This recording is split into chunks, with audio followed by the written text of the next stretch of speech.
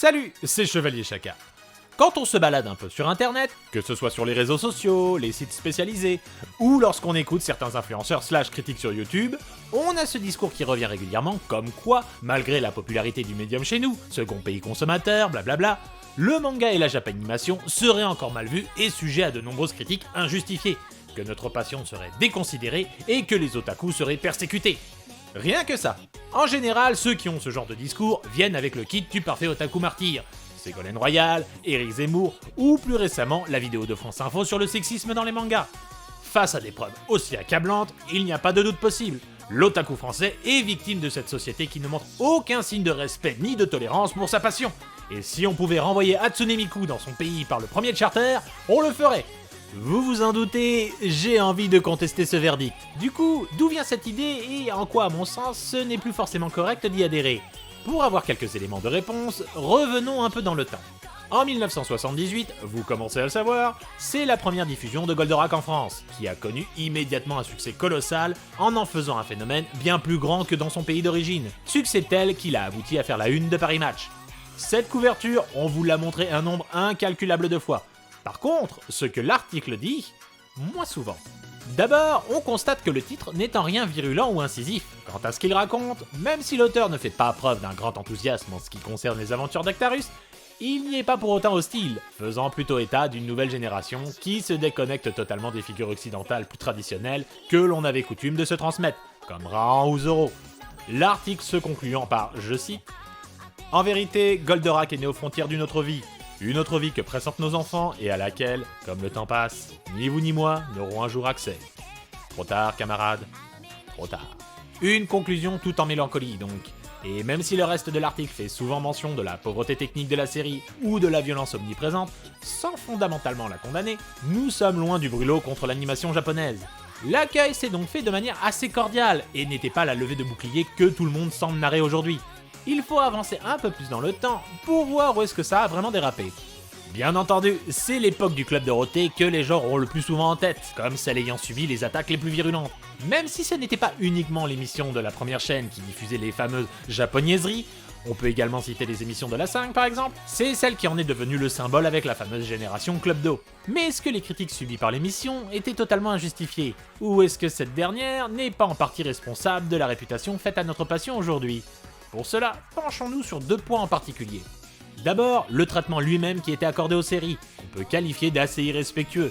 Entre les épisodes massacrés par la censure, les programmes diffusés sans fondamentalement se soucier de leur contenance alors que les plages horaires de diffusion ciblaient les enfants, ces traductions approximatives et ces doublages parfois plus proches de la série abrégée que d'un véritable travail professionnel. Imaginez-vous qu'à l'époque du doublage de Hokuto no Ken, Philippe Auguste, directeur artistique et comédien principal de la série, pouvait débarquer dans le bureau de Michel Salva, le patron de la Sophie, la société qui s'occupait du doublage de la série, et menacer de cesser le travail s'il ne pouvait pas réécrire les dialogues à leur sauce. Et surtout, obtenir gain de cause, démontrant le peu d'égards dont bénéficiait la japanimation de la part du corps professionnel lui-même. Faisant qu'on ne peut pas trop reprocher une réaction assez négative de l'opinion publique.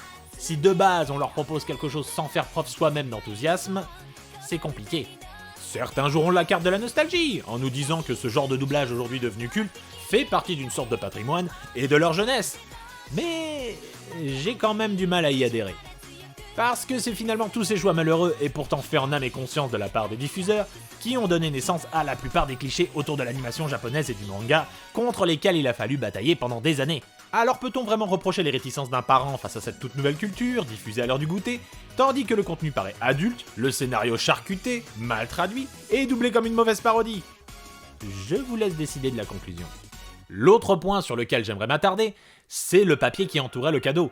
Je veux parler de l'émission à elle-même, le Club Dorothée. Si certains vont encore en parler avec nostalgie, allant jusqu'à qualifier Dorothée de deuxième maman, j'aimerais qu'on prenne quelques secondes à passer en revue ce qu'elle nous proposait également. Jeux concours à base de tarte à la crème ou de tirage de chasse d'eau, chansons des musclés sur des thèmes très phalliques comme les merguez, émissions d'été à base de dromadaires extraterrestres qui parlent, et dans les dernières années, on avait un type derrière une vitre teintée qui dansait. Ouais. Bref, le Club Dorothée, niveau programme jeunesse, c'était quand même assez bas de plafond. C'était mieux avant, dites-vous. Bien entendu, on peut dire qu'il ne faut pas prendre ça au premier degré, et qu'il faut surtout voir le côté bon enfant derrière tout ça. Que pas de pitié pour les croissants, c'était rigolo, et que Bernard Minet a l'air d'être un chic type. Oui, dans l'absolu on peut. Si l'on part du postulat que tout ça c'est juste une histoire de nostalgie, que Ranma 1/2 et les Chevaliers du Zodiaque c'est avant tout des souvenirs de gosse, et que maintenant on est passé à autre chose. Autrement, si la culture otaku est quelque chose à laquelle on tient, il faut faire un bilan complet et voir les conséquences qu'ont eu l'émission sur notre passion. Les bons points comme les mauvais points. Or, si d'un point de vue purement égoïste, le petit Chaka se réjouissait de l'abondance d'animes qu'il a pu découvrir facilement à l'époque, la mauvaise presse et les clichés qui ont perduré pendant plus d'une décennie, et la grande pénurie des séries qui en a découlé sur les chaînes hertziennes, furent un lourd tribut à payer. Des clichés qu'on retrouve évidemment en masse dans le livre de Ségolène Royal par exemple, le ras-le-bol des bébés zappeurs. Sauf que de manière assez paradoxale, je n'ai jamais pensé que les propos tenus par notre ex-future présidente de la République étaient vraiment un souci. Et je constate que la plupart du temps, ceux qui le critiquent n'ont généralement pas lu une ligne du fameux bouquin et se contentent de quelques interventions télévisuelles. Sans avoir tout parcouru, j'ai pour ma part lu les 30 premières pages disponibles sur le net. On y parle en vrac de la télévision qui devient globalement plus violente et abrutissante, de mensonges politiques, avec Berlusconi qui promettait des investissements massifs dans les programmes français lors de la création de la 5, pour finalement acheter des animes japonais à pas cher, d'un besoin de diversité dans les séries proposées, du bête protectionnisme donc, une attaque des programmes télévisés dans leur globalité, c'est-à-dire également les séries télé américaines, la Japanimation n'étant donc pas la seule à en prendre pour son grade, et il est même dit que ce sont les animes diffusés en France qui sont violents. Pas tous les animes. Fichtre, un point de nuance dans ce livre, jamais j'aurais cru. Et jamais on vous l'a dit. Alors bien sûr, la majorité de ce qu'elle dit est faux et mal renseigné, mais rejeter toutes ces critiques en bloc, c'est faire preuve de la même mauvaise foi. Diffuser Tom Sawyer et Candy ne rend pas Hokuto no Ken plus acceptable pour un enfant. Et surtout, ce livre représentait assez bien une partie de l'opinion publique de l'époque. Car remis dans le contexte, oui, les animes c'était plus violent que tout ce à quoi les gens étaient habitués en termes de dessins animés. Or, à qui revenait le devoir pédagogique d'expliquer tout ça à l'ancienne génération en premier lieu? Qu'il y avait bien plus que sang et tripaille derrière ces programmes. Aux gamins devant leur télé? Non, évidemment que non. Aux parents alors qu'Internet n'existait pas pour le grand public? Toujours pas. C'était aux diffuseurs de le faire. Et est-ce qu'ils l'ont fait? Non, ils n'en avaient pas grand chose à faire. Du coup, Dorothée, sans non plus la blâmer personnellement, vu qu'elle ne faisait que son travail d'animatrice, excusez-moi si je ne lui dis pas non plus merci. Et je ne crois pas qu'elle avait quoi que ce soit à faire des séries qu'elle diffusait. Car la première cause de persécution des otaku, symboliquement, c'était elle. Et le problème, c'est que par la suite, certains éditeurs ont continué à jouer sur cette image sulfureuse pour vendre leurs produits. Sûrement qu'autour de vous, vous avez quelqu'un qui vous parle avec nostalgie de la collection Manga Mania ou des séries découvertes sur la chaîne manga. Souvent les mêmes qui vont vous dire qu'il ne faut pas confondre manga et anime. L'éditeur manga, par exemple, faisait toute sa promotion sur l'aspect érotique et ultra-violent des dessins animés japonais. Rien de tel pour se racheter une image que de confirmer les croyances populaires, pas vrai? On peut interpréter ça comme une attitude volontairement provocatrice et rock'n'roll, mais vu la réputation dont la boîte jouissait, je n'y crois pas vraiment. Quant au monde du manga, ce n'était pas bien plus clair. Pas de réelle politique éditoriale, sans aucune segmentation claire du lectorat. On peut se moquer du fait que nous ayons apporté tels quels des termes comme shonen, seinen, shoujo, et on peut penser qu'un adulte peut très bien continuer à apprécier un My Hero Academia ou Jujutsu Kaisen, mais l'inverse est-il possible? Pour l'anecdote, le premier tome que j'ai feuilleté de Bastard était le numéro 18, coincé entre un Dragon Ball et un Captain Tsubasa chez mon libraire de quartier. Pas de cellophane, pas de signalétique, on pouvait tomber sur ces pages comme ça. Est-ce grave? Au fond, bien sûr que non. Et ce côté un peu roue libre et sulfureux du manga a forcément un côté attractif. Mais dans une époque où il fallait démontrer que c'était plus que du sexe et de la violence, encore une fois, ce n'est pas ce qui allait aider. Il est donc vrai que pendant une très longue période, la culture otaku s'est souvent vue maltraitée et ses fans pointés du doigt. Mais maintenant que je vous ai bien gavé avec mon cours d'histoire, revenons enfin à ce qui nous intéresse, c'est-à-dire aujourd'hui.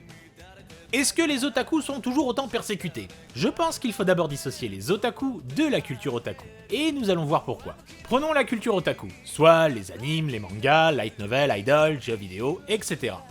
Ont-ils toujours autant mauvaise presse aujourd'hui? J'ai envie de dire que non.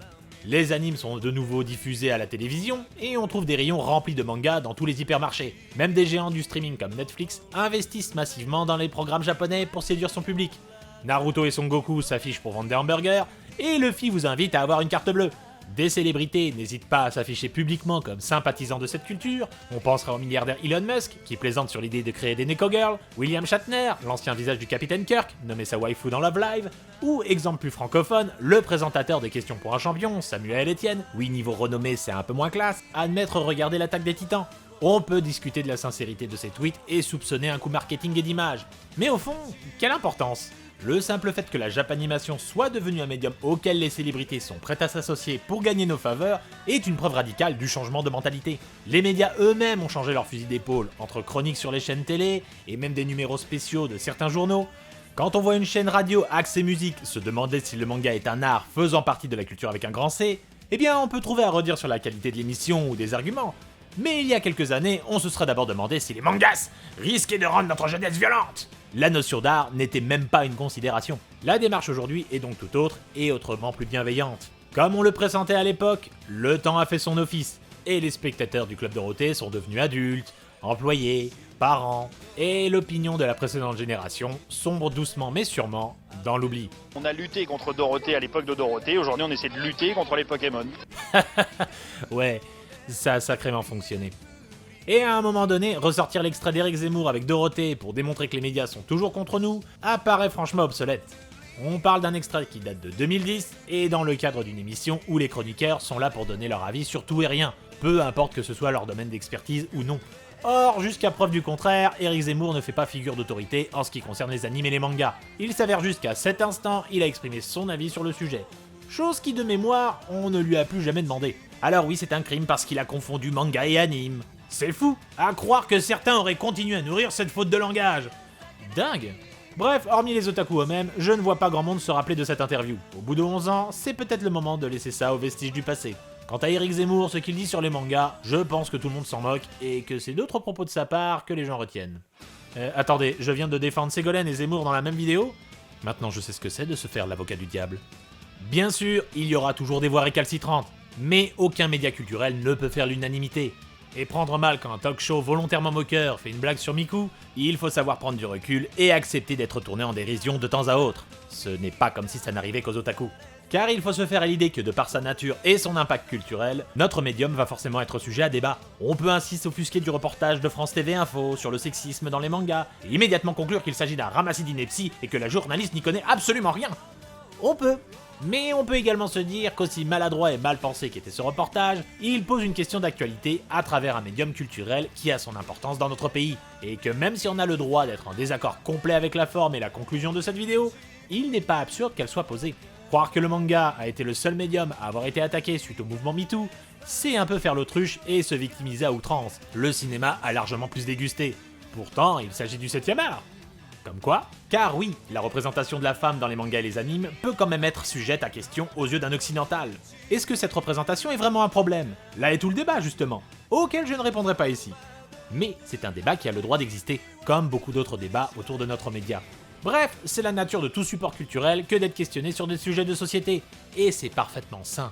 Rejeter immédiatement toutes ces initiatives en attaquant ad hominem sans avancer d'arguments, c'est un peu ce qu'on reprochait aux détracteurs des mangas à l'époque. Ce n'est pas une preuve que son public est persécuté, mais plutôt qu'il fait encore preuve d'inexpérience. Ainsi, même s'il y a encore beaucoup de maladresse dans la forme, je pense que dans le fond, on ne peut plus dire que notre passion est réellement mal vue. Si le Club Dorothée était l'enfance, la culture otaku en France est passée à l'adolescence. Encore immature, mais déjà bien plus prise au sérieux. Il lui reste maintenant à devenir un adulte respectable. Un vrai nekitsu cette histoire. Et c'est pour cela que je tenais à dissocier culture otaku et otaku plutôt. Car si l'on ne peut plus vraiment dire que notre passion est réellement persécutée, il existe toujours ce malaise en ce qui concerne ses plus fervents partisans. Pourquoi ? La réponse est assez évidente en fait. Un otaku, par définition, et cela même au Japon, n'est pas bien vu par la société, puisque c'est quelqu'un de décrit comme coupé de cette dernière, et qui se consacre un peu trop exclusivement à sa passion. Mais j'ai envie de dire, c'est le cas de toutes les passions qui sont vécues de manière extrême. L'exclusivité effraie et amène forcément à l'incompréhension. Ce genre de jugement hâtif et de préjugés, on les retrouve partout, comme on va très souvent qualifier les fans de football ou de tuning comme des gros beaufs sans cervelle, sans avoir vraiment cherché à s'intéresser un tant soit peu à leur monde. En quoi cela serait différent pour les mangas et la japanimation ? Parce qu'il s'agit d'un média culturel et donc il serait forcément plus noble ? Donc maintenant on décide de hiérarchiser la valeur d'une passion ? Surtout qu'effectivement, passé la trentaine, lorsqu'on affiche une figurine d'Azur Lane dans son salon d'un personnage qui fait pas franchement majeur, il ne faut pas s'offusquer de faire lever quelques sourcils. Oui, je parle de moi là. Il y a des aspects de notre passion qui nous plaisent, mais qui sont forcément compliqués à comprendre même pour quelqu'un d'ouvert d'esprit aujourd'hui. C'est donc à nous de faire preuve de patience et de pédagogie. Non pas pour convertir la personne en face de nous, mais afin qu'elle se rende compte que nous ne sommes pas forcément tous des détraqués. Enfin moi si, mais vous, pas forcément. Quant à ceux qui se rappellent des brimades qu'ils ont connues à cause de leur amour pour les mangas lors de leurs études, Eh bien, j'ai envie de dire que malheureusement, ça n'avait pas grand rapport avec les mangas en fait. Ça n'aurait pas été ça que ça aurait été autre chose. En réalité, les personnes les plus virulentes envers les otaku seraient plutôt les otaku eux-mêmes. Entre les guerres doublage contre sous-titrage, manga contre anime, les puristes light novel, visual novel, les débats sur les tier lists, les étalages de chiffres avec les my animalistes et les mangatech, c'est avec beaucoup de difficultés que les fans s'acceptent entre eux, et ils auront tendance à s'enfoncer dans leur communautarisme, la communauté du voisin étant forcément pire que la leur. Et quand la leur est mal vue, ce n'est pas leur opinion qui est toxique, mais ceux des autres qui ne pensent pas comme eux. L'otaku est un loup pour l'otaku, avec désormais la fameuse guerre des générations, comme la génération Club Do jugeant qu'au moins à l'époque, on avait Evangelion et Cowboy Bebop, des vrais animes, pas comme ces jeunes avec leur isekai de et que Goku, ça c'était un bonhomme, rien à voir avec ces crevettes androgynes fragiles de Kirito. Répétant ainsi le même schéma que la génération d'avant. L'être humain change difficilement ses habitudes. Si vous voulez vraiment parler de persécution aujourd'hui, c'est ici qu'elle se trouve. Pour conclure, je ne pense pas qu'on puisse encore parler de persécution des médias manga et anime aujourd'hui. Au demeurant, on pourrait même dire que notre passion est devenue mainstream. Sauf que c'est justement ce qui semble faire peur à une frange des fans de manga. J'en suis d'ailleurs à me demander ce qu'il représente en termes quantitatifs. Est-ce que l'otaku moyen se sent réellement jugé de nos jours pour sa passion? Ou s'agit-il de la fameuse minorité bruyante? En tous les cas, ces fans qui souhaitaient la reconnaissance de leur médium par le grand public ont finalement peur d'en perdre l'exclusivité. Et leur jardin secret, ils doivent soudainement le partager avec des gens qui n'ont pas le même profil que le leur. Comme toute passion de niche, on a le sentiment qu'elle nous est volée lorsqu'elle devient populaire et elle nous semble être dénaturée, me faisant penser que certains voulaient juste cesser d'être jugés pour leur passion, mais pas forcément la partager.